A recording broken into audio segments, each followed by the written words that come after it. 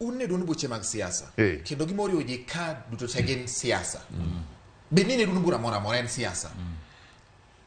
Be nitiere paro moro minyalo kel mondo moko kuom jotelo manitie duond buche kik bed josiasa mondo gibed ni gineno gini oko mar siasa. Nikech samoro iyudo ka ng'ato en jatelo mar siasa, oneno kokang'o in idwa ng'ado tiende nikech en gi lekne moro mbele, to wacho ni kare koro kidwa ng'ado tiende kibiro mamalo ahinya, in ma koro ng'ad tiendi mondo wach ni rumo nane ma advance. Gima chal kama Omullo, be nitie kaka onyalo gajo demokrasia e duond buche mag siasa mondo ng'eyo okenge minyalo keti gi pachi. Adier, Article 91, Section 1, wacho maber ni party onego bed ni advance democracy. Article 92, Section 1, wacho ni dictatorship kata intimidation ok onego bed ni bedo advance political parties. Sani gima onego bed ni watimo mondo wakony political parties, wakel gima iluongo ni horizontal representation. Ma ofulo nang'o? Mano nyiso ni kidhi kaka South Africa, e pinje mose advance kaka UK kata America, piny bedo gi party ariyo. Ibedo gi party ma form government gi party mar opposition. To party ni members ema yiero presidential candidate, members ema yiero party leader. To party leaders gi inyalo lokgi, gimbe gibed gi term limit.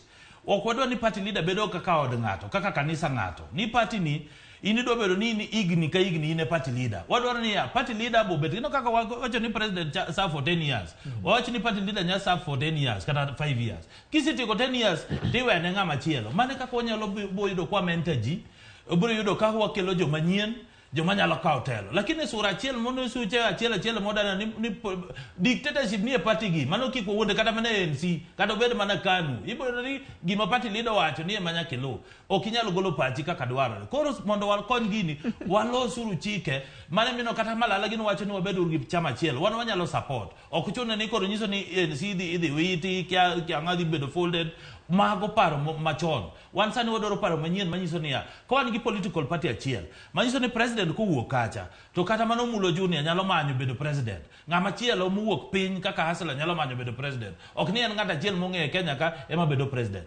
Gima ongeno nyaka wang'e. Yes. Ni constitution Article 94 oyie maber kendo wacho gima MP and ma form government gi representation of the people, the will of the people. The will of the people ng'eny moyo the will of the political party. Ka ji chulo osuru, ok ichul ne political parties, ji chulo osuru ne government. Government onego bed ni tiyo ne jopiny te.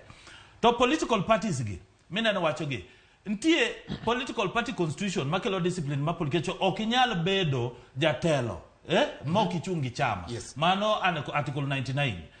Si wach maber ni ok inyal chung nyaka idwar political manyo nyiso ne en kaka gari.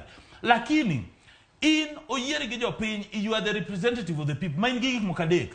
I represent, I oversight, I legislate. Koro representation. Yes, watieko. Representation ni inyalo manyo ne inyalo tiyo gi ng'ata mondo imany ne jo mogo di kura ikelna gi development. Gimoro Omullo wacho kanyo ma nyaka correct.